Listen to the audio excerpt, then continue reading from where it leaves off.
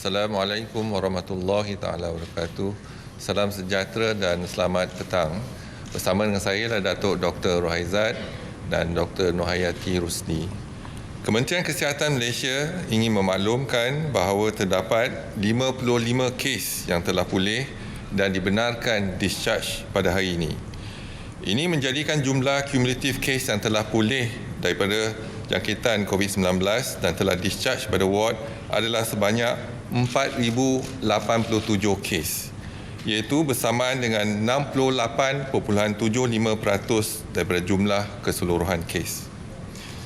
Sehingga 29 April 2020 jam 12 tengah hari, terdapat 94 kes baru yang telah dilaporkan. Ini menjadikan jumlah kes positif COVID-19 di Malaysia adalah sebanyak 5,945 kes. Oleh itu, jumlah kes aktif dengan boleh jangkitan COVID-19 adalah 1,758 kes. Mereka telah diasingkan dan diberi rawatan di hospital. Ingin dimaklumkan bahawa daripada 94 kes baru yang dilaporkan hari ini, 72 kes adalah kes import melibatkan warga negara dan pelajar Malaysia yang pulang daripada Indonesia. Ini bermakna kes penularan tempatan adalah bersamaan dengan 22 kes sahaja. Sehingga kini seramai 40 kes positif COVID-19 sedang dirawat di unit rawatan rapi dan daripada jumlah tersebut 18 kes memerlukan bantuan pernafasan. Daripada maklumat terkini yang dilaporkan oleh CPRC Kebangsaan, dimaklumkan bahawa tiada pertambahan kes kematian pada hari ini. Justru jumlah kumulatif kes kematian COVID-19 di Malaysia kekal sebanyak 100 kes, iaitu bersamaan dengan 1.68% pada jumlah keseluruhan kes. Kementerian Kesihatan ingin memaklumkan bahawa sejak awal lagi tindakan pelaksanaan aktiviti surveillance telah pun dijalankan di sektor awam dan swasta untuk mengenal pasti aktiviti penularan COVID-19 di kalangan masyarakat setempat di Malaysia. Aktiviti surveillance ini merangkumi yang pertama, surveillance klinikal iaitu influenza-like illness dan severe acute respiratory infection di klinik-klinik dan di hospital Kementerian Kesihatan Malaysia. Yang kedua ialah saringan COVID-19 bagi anggota kesihatan. Yang ketiga, pensampelan sebelum pembedahan kecemasan di hospital Kementerian Kesihatan Malaysia. Dan yang keempat ialah pensampelan di makmal-makmal swasta. Pensampelan AILI telah dijalankan di 8 buah lokasi klinik Kementerian Kesihatan di seluruh negara yang dikenal pasti sebagai lokasi Sentinel Klinik. Pensampelan ini meliputi semua pesakit yang datang ke klinik-klinik kesihatan dengan gejala demam iaitu suhu lebih pada 38 Celsius dengan batuk dan sakit tekak namun tanpa sebarang risiko terdedah kepada COVID-19 yang diketahui. Sebanyak 5 sampel akan diambil daripada setiap lokasi Sentinel tersebut dan dihantar ke makmal untuk ujian pengesahan dan pengesanan COVID-19 bagi analisa surveillance ini. Manakala pensampelan sari pula adalah melibatkan ujian pengesanan dan pengesahan COVID-19 untuk semua pesakit dengan jangkitan paru-paru daripada semua hospital di Kementerian Kesihatan Malaysia. Sehingga hari ini secara keseluruhan sebanyak 34,113 sampel telah diambil daripada aktiviti surveillance tersebut. Daripada jumlah keseluruhan, sebanyak 6,100 adalah sampel clinical surveillance iaitu AILI dan SARI, di mana 71 sampel disahkan positif COVID-19 iaitu bersamaan dengan 1.16%. Kes AILI 8 kes positif COVID-19 daripada 1,322 sampel. Kes SARI 63 kes positif COVID-19 daripada 4,778 sampel. Bagi kes sehari, terdapat penurunan kes COVID-19 yang ketara di antara minggu epidemiologi ke-17 iaitu 25 April 2020 di mana hanya sebanyak 3 sampel disahkan positif daripada 2,168 sampel kes sehari yang telah diambil, iaitu bersamaan dengan 0.14%. Berbanding dengan minggu epidemiologi ke-12 iaitu pada 28 Mac 2020 di mana 33 sampel disahkan positif daripada 263 jumlah sampel kes sehari, iaitu bersamaan dengan 11.15%. Kementerian Kesihatan juga memantau keputusan ujian COVID-19 yang dijalankan di sektor swasta, di mana ujian ini dihantar ke makmal swasta dan didapati terdapat 84 kes positif dikesan daripada 22,081 ujian yang dijalankan di makmal-makmal swasta, iaitu bersamaan dengan 0.38%. Aktiviti surveillance ini sememangnya bertindak sebagai sistem pengesanan awal dan sistem amaran awal bagi penularan COVID-19 di Malaysia. Pihak Kementerian Kesihatan akan terus menjalankan aktiviti surveillance COVID-19 di Malaysia walaupun selepas PKP ditamatkan, di mana aktiviti ini akan terus dimantapkan dan dipergiatkan termasuk di sektor swasta dan melibatkan pelbagai zon.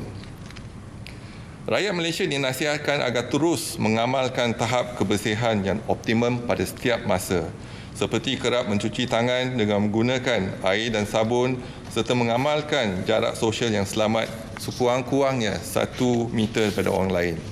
Kementerian Kesihatan akan terus memantau perkembangan kejadian COVID-19 melalui segala maklumat yang diperolehi dan akan dimaklumkan kepada rakyat daripada masa ke semasa. Seterusnya dimaklumkan laporan kluster COVID-19 sehingga 29 April 2020. Yang pertama, lokaliti Menara Plaza City 1 ada pertambahan 1 kes menjadikan jumlah kes positif ialah 55 kes, yang mana ini melibatkan 41 bukan warga negara dan 1 kematian bukan warga negara.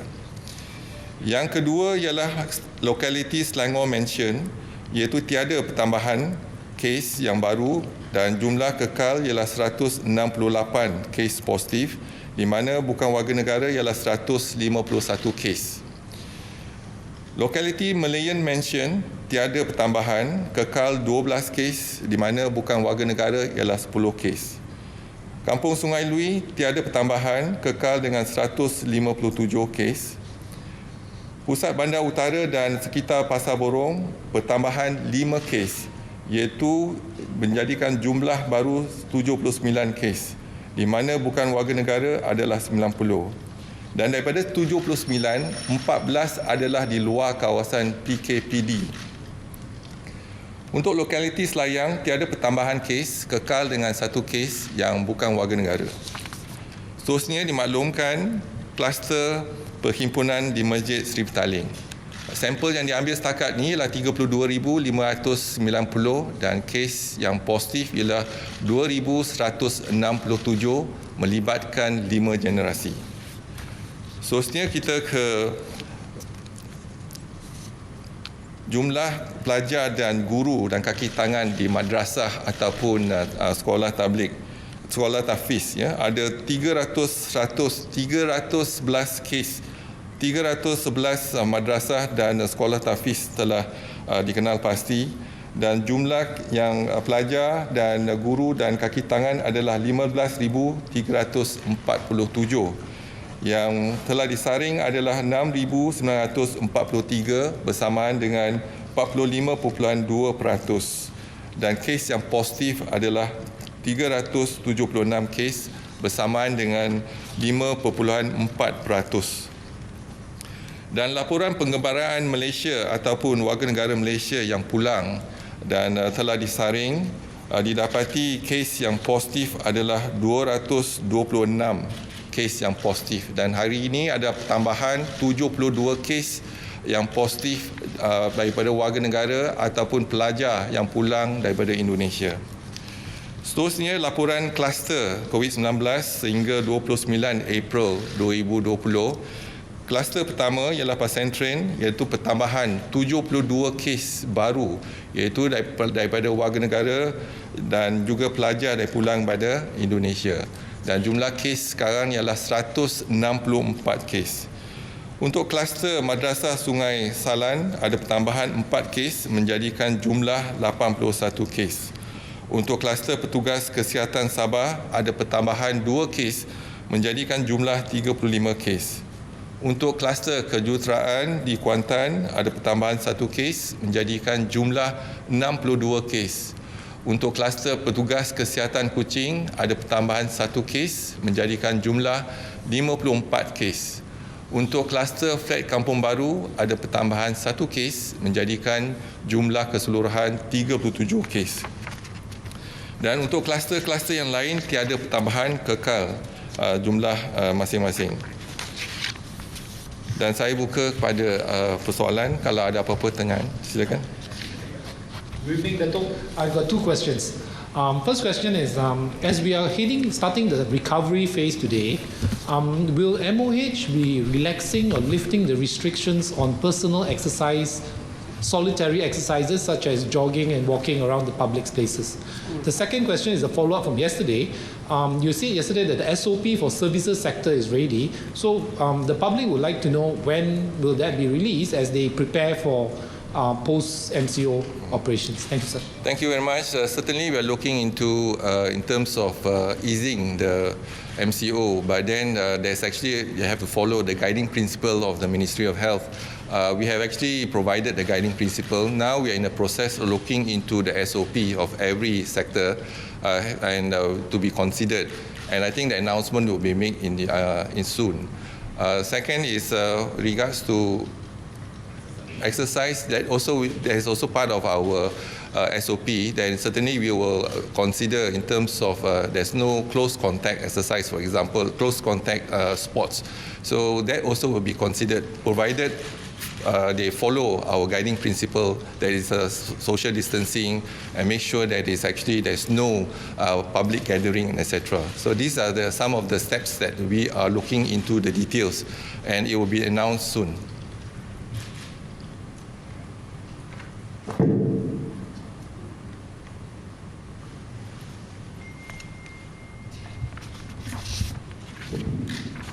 Good evening, Dato'. Okay. Yesterday, a private hospital in Penang issued a statement to confirm that 2 of its staff are COVID PUIs. And all of the staff who have been in contact with the PUIs have been quarantined. Also, as we know, in Sarawak General Hospital, there's a cluster petugas kesihatan, about 50 cases already, I think. So there's been concerns from some people. They are asking if these hospitals should be under lockdown or not, or can you give assurance that things are under control actually in these clusters? All right. And just one more to add about the relaxation in 2 weeks. Sorry, schools. Do you think we are going to be able to open schools, or will this take some time? Thank you. All right. In general principle, if any of the staff is found to be positive, we will do the active case detection and especially the close contact. And the close contact will be screened, tested, and if positive, will be isolated and given the treatment. So the principle is that we will go for the close contact and the family members, because these are the people that is close to the positive case. But what's more important is that once we do that, we also will do action in terms of cleaning of sterilizing that area, sanitizing that area that actually been exposed. So that is part of our activity. But the issue is whether the clinic or even the department is sustainable, because if the staff has been involved, for example, if majority of them are part of the close contact group, and then the services will be affected, especially in a private hospital, because the staff is limited. But in the Ministry of Health, in our activities, for example, Teluk Intan Hospital, I can quote one, whereby the infection was brought in from the community. but the whole, some of the departments are involved, and we have to actually shift the department to a temporary services area, and then we continue to sanitize the department. So this is part of activity. You are not closing down the department, but we just do the cleaning, the sanitizing of the department. Likewise, in Sarawak, Hospital Umum Sarawak, we have identified in terms of the close contact. So once we identified them, the positive case has been isolated and been treated. The close contact have been tested, and they have to be quarantined for 14 days. So this is the thing, quarantine for 14 days. And then in the meantime, the services will continue because we have other staff to cover for them, and then they will run the services. And also we have done in terms of sanitizing the respective area. And also we look into areas, for example, most of this infection, as I said, not from the hospital, maybe from the community. There are three big cluster group in Sarawak, in Kuching. Mainly the PUI, Italy, that's one group. Second is we're looking into the Persidangan Gereja, that's another.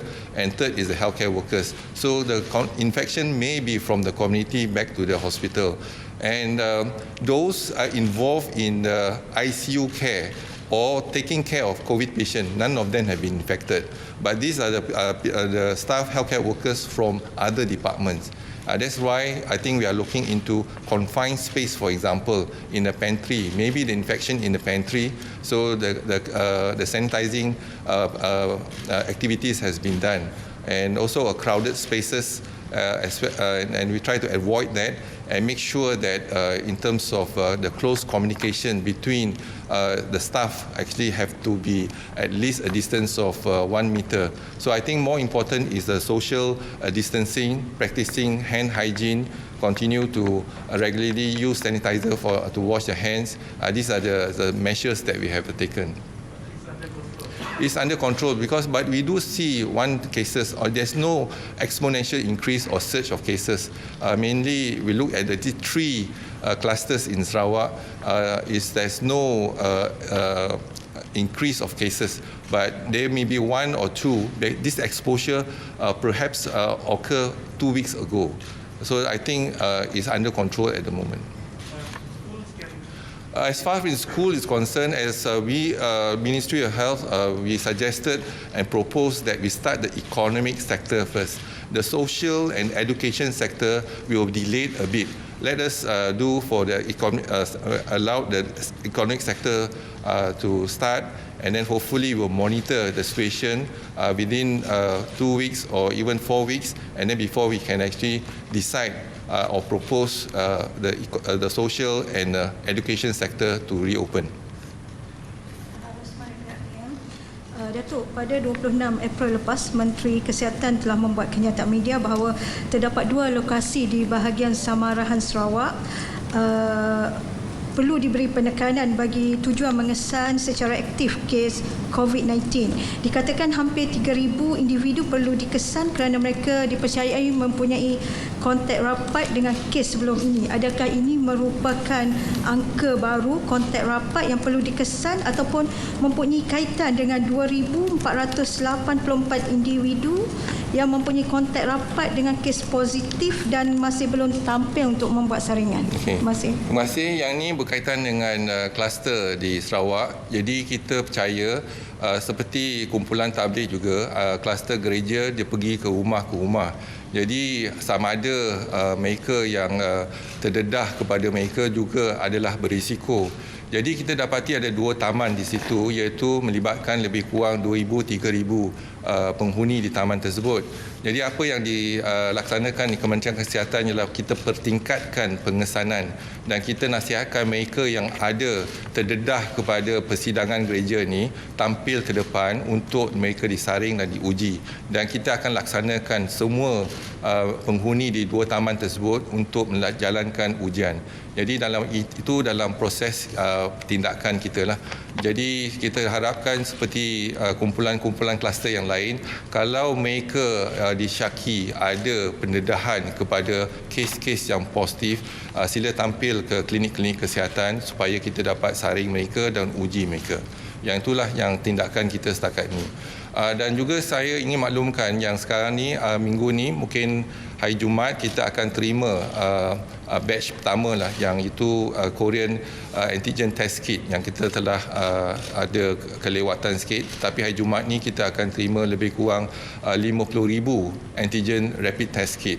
Dan penggunaan rapid test kit ni kita akan letakkan priority kepada Sabah dan Sarawak, sebab penggunaan ni mungkin dia boleh dilaksanakan di sana, iaitu dia ada kelebihan dari segi jangka masa yang diambil adalah cepat, dan juga dia boleh dilaksanakan di point of care.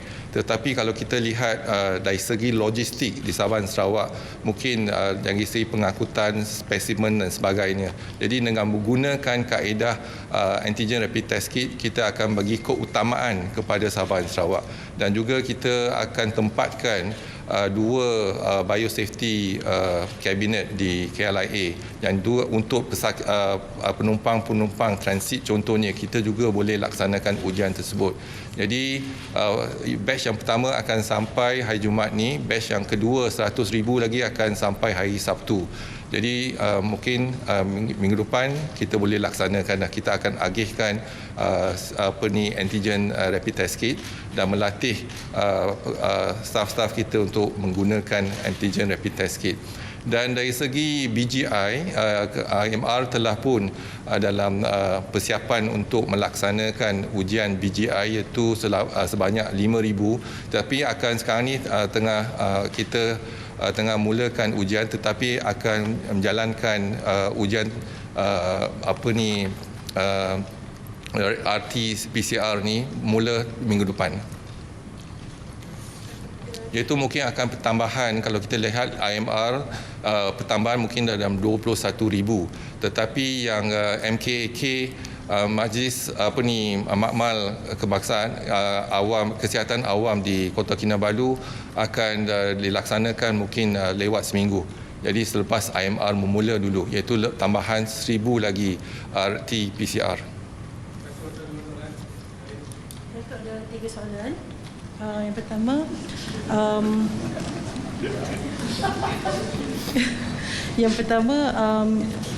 selepas industri mula dibuka tu ada concern parents untuk menghantar anak-anak ke taska, dan apa langkah yang perlu dipatuhi jika nak benarkan taska juga dibuka untuk accommodate kepada parents yang pergi kerja. Yang kedua, ada satu institut di India yang mengatakan sekarang ni sebenarnya dah ada 10 mutasi terhadap virus COVID, termasuk satu yang boleh lebih efisien untuk masuk ke dalam sel-sel paru-paru. Jadi adakah kajian yang dilakukan oleh IMR untuk lihat strain tu ada juga menemui extra strain yang kita tak ketahui. Dan ketiga, yang ujian test antigen tu di mana yang akan spesifiknya dihantar di Sabah dan Sarawak? Terima kasih. Jadi isu ialah taska. Jadi kalau bila sektor ekonomi dah mula, jadi ada keperluan untuk kita adakan buka semula taska. Perkara ini akan kita bincangkan esok di mesyuarat MKN. Jadi setiap pagi kita ada mesyuarat bersama, dan perkara ini telah pun kita usulkan dan akan kita pertimbangkan. Tetapi apa yang penting ialah untuk kita patuh pada garis panduan Kementerian Kesihatan. Sama ada taska, sama ada restoran, sama ada institusi, dan jadi garis panduan Kementerian Kesihatan dah ada. Jadi kalau taska tersebut boleh patuh kepada garis panduan Kementerian Kesihatan, jadi tak ada masalah. Jadi itu yang kita kena pastikan dulu. Yang kedua, isu mutasi, dan telah dilaporkan hanya India melaporkan 10 mutasi, dan kita difahamkan ada 30 mutasi setakat ini. Dan di IMR kita juga laksanakan pengasingan virus dan juga kultur virus tersebut. Dan kita dapati kes 26 contohnya kita telah kaji virus tersebut dan kita dapati ada satu mutasi pada kodon 15 iaitu dan mungkin sebab mutasi ini yang tu menjadikan virus tersebut lebih ganas iaitu dapat telah merebak ataupun menjangkiti 120 orang. Jadi individu yang terlibat. Jadi mungkin sebab apa ada kes 26 ni menjangkiti adalah sebab mutasi tersebut. Jadi mutasi baru lebih dahsyat lagi dari segi jangkitan ataupun penularan di kalangan individu-individu yang terlibat. Yang itu pasti. Yang apa yang perlu sekarang ni IMR bukan hanya tertumpu untuk melaksanakan lebih banyak ujian, tetapi kita hendaki IMR ni tumpu kepada pengasingan virus dan kaji virus tersebut sama ada strain yang berbeza. Setakat ni yang kita pasti ialah kalau kita lihat pada gelombang pertama dan peringkat awal gelombang kedua, kes-kes kita ialah daripada strain B iaitu bersamaan dengan di Wuhan, negara China. Dibandingkan dengan strain A iaitu di US dan adalah strain A dan mungkin dengan Europe adalah strain C. Tetapi apa yang kita perlu laksanakan ialah membuat kajian untuk gelombang kedua pesakit-pesakit kita yang dah confirm dan daripada pulang daripada negara yang tertentu contohnya. Jadi kita masih melaksanakan pengasingan, kultur dan kajian virus tersebut. Dan juga yang soalan ketiga yang mengenai antigen rapid test kit. Kalau kita dapat antigen rapid test kit, setakat ni kalau lihat di Sarawak, kita ada keupayaan melaksanakan RT-PCR di Kuching, di Unimas dan juga di Hospital Miri dan Hospital Sibu. Dan juga kalau kita dapat antigen rapid test kit, maka kita boleh lagi perkembangkan keupayaan ujian kita di hospital-hospital yang lain dan juga yang klinik-klinik kesihatan yang lain. Jadi tak payah kita nak hantar sampel tersebut ke Kuching ataupun ke hospital. Jadi mungkin di Sabah Sarawak contohnya, mungkin pengangkutan tu ada satu isu. Jadi dengan menggunakan kaedah antigen rapid test kit ni, kita boleh mengesan dan mengesahkan COVID-19 ni di klinik tersebut. Okey, saya ada dua soalan. Okey. Pertama sekali, Perlis dah merekodkan hari ini dalam lebih kurang 14 hari tanpa kes baru.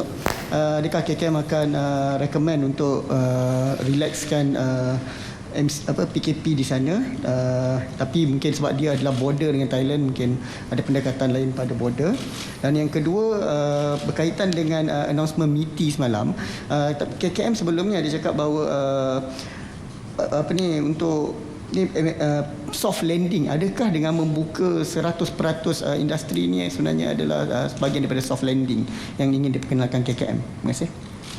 Jadi soalan pertama ialah zon hijau. Jadi bukan selain daripada Perlis, ada mukim-mukim ataupun kawasan yang zon hijau pada sebelum PKP 1, 2 dan 3 memang sentiasa hijau daripada mula. Jadi dah 6 minggu dah zon hijau tersebut. Jadi kita kenal pasti mukim tersebut dan juga kawasan tersebut, dan sekarang ni kita tengah pertimbangkan dari segi pelaksanaan, iaitu kita kena, sebelum kita boleh bertimbangkan untuk soft landing untuk kawasan tersebut, kita kena memenuhi 6 kriteria yang sebagaimana saya katakan dulu. Kriteria yang paling penting ialah community empowerment, iaitu kita kena lihat bagaimana tindakan kita di kawasan tersebut untuk memastikan komuniti tersebut dilindungi, sama ada mukim, sama ada daerah ataupun negeri. Jadi kita kena pastikan SOP itu dah siap dan boleh dipatuhi. Setakat ni kita masih melihat pada SOP, mungkin mengambil masa tempoh seminggu untuk kita lihat SOP tersebut, dan kalau SOP dah sedia dan kita puas hati, Kementerian Kesihatan akan lihat semua SOP dan kita puas hati, mungkin kita dapat laksanakan. Tapi setakat ni tak ada keputusan lagi. Yang kedua, isu soft landing. Memang pun kalau kita lihat economic sector daripada awal lagi sebelum kita laksanakan PKP, essential services dah dibenarkan berterusan. Dan juga economic sector kita pun dah pertimbangkan untuk membuka economic sector 50% sebelum ni. Jadi sekarang ni hanya kita dah 50% tempoh mungkin MCO yang kedua, PKP yang kedua kita dah laksanakan. Jadi sekarang ni masuk ke PKP yang keempat, jadi kita buka daripada 50% jadi 100%. Tetapi tertakluk kepada kepatuhan kepada garis panduan Kementerian Kesihatan. Jadi garis panduan kita memang jelas untuk memastikan kilang-kilang akan menggunakan garis panduan kita, iaitu contohnya untuk buat thermal scanning dan juga social distancing dan sebagainya. Banyaklah garis panduan kita, tapi mereka kena rujuk pada garis panduan kita baru kita benarkan, dan kita akan melihat kepada kepatuhan garis panduan kita tersebut. Datuk, kaki tangan kesihatan sudah mengambil masa yang agak lama berdepan dengan COVID-19 ni. So adakah dengan penurunan kes, adakah KKM akan pertimbangkan untuk menyemak semula jadual dan memberi kelonggaran pada kaki tangan berhadapan ni untuk lebih masa berehat? So kalau ya, apakah SOP-nya? Dan soalan kedua, terdapat aduan oleh pesakit di pusat kuarantin Kempas JB, di mana pesakit yang telah 2 kali negatif berkongsi tandas dengan pesakit yang positif.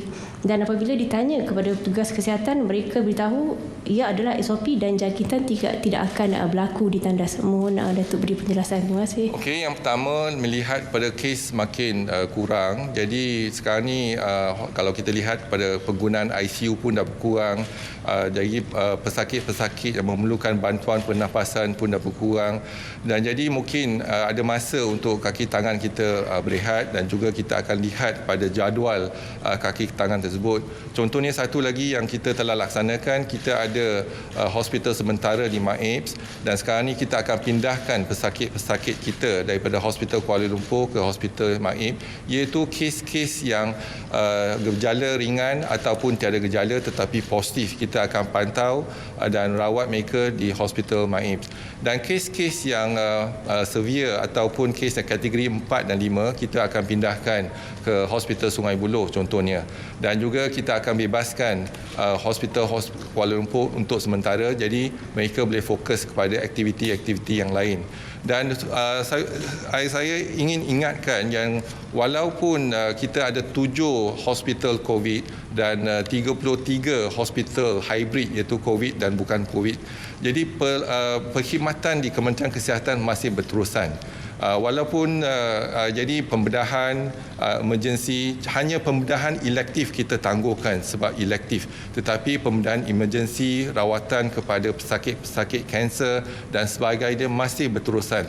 Dan di 7 hospital COVID yang kita telah kenal pasti, perkhidmatan jabatan-jabatan lain telah kita alihkan ataupun pindahkan ke hospital daerah kita, contohnya hospital Kuala Kubu dan sebagainya. Jadi kita menggunakan Dewan Bedah di sana, dan staf-staf Kementerian Kesihatan yang bertugas di hospital COVID juga dipindahkan bersama. Jadi pesakit juga dibawa ke sana untuk rawatan. Satu lagi, kita juga bekerjasama dengan pihak swasta, di mana ramai di antara mereka yang telah berkhidmat di Kementerian Kesihatan untuk tempoh jangka pendek. Contohnya kita lah ada lebih kurang 1,500 dan ada 65 pakar jururawat dan sebagainya yang sedang bertugas di Kementerian Kesihatan. Mereka membantu untuk dengan membantu staf kita untuk mengurangkan tekanan dalam kita menjalankan tugas. Jadi inilah kerjasama erat yang padu antara Kementerian Kesihatan dengan pihak hospital-hospital swasta. Dan juga peralatan, kita ada peminjaman, contohnya ventilator. Kita pinjam lebih daripada 72 ventilator daripada hospital-hospital swasta. Dan sementara tu kita melaksanakan perolehan, dan sekarang ni ventilator yang kita perolehi dah dapat dah. Jadi kita ada ventilator sebanyak 1054 dan juga kepakaran ataupun idea-idea yang kreatif dan inovasi daripada Jabatan Engineering. Satu ventilator kita boleh gunakan untuk 2 pesakit, tetapi setakat ni kita tak perlu sebab penggunaan ventilator hanya 16 pesakit contohnya. Jadi kita ada kemampuan penggunaan fasilitis Kementerian Kesihatan sebagaimana telah ditetapkan oleh WHO sebagai satu kriteria untuk kita exit ataupun slow soft landing untuk kita exit. Kita ada kemampuan dari segi hospital dan facilities, iaitu kemampuan ujian, kemampuan facilities dan juga kemampuan staff-staff di Kementerian Kesihatan. Jadi inilah antara syarat-syarat 6 kriteria yang telah saya katakan awal tadi. Untuk kita patuhi, baru kita boleh laksanakan soft exit ataupun exit strategy. Tetapi kita kenal pasti 3 zon hijau, zon kuning. Apa yang kita perlu ialah tumpukan keupayaan Kementerian Kesihatan kepada zon merah. Jadi kita akan tetap adakan EMCO contohnya di zon merah. Kalau EMCO kita akan saring semua orang dan kita pastikan akan laksanakan pertingkatkan active case detection di kawasan EMCO tersebut. Jadi tindakan tu ialah tindakan sebagai targeted approach kepada zon merah saja. Jadi kita lebih tertumpu, bukan hanya Kementerian Kesihatan bekerjasama dengan PDRM, Angkatan Tentera Malaysia dan sebagainya untuk kita pertingkatkan usaha kita di zon merah. Jadi kita fokus pada zon merah.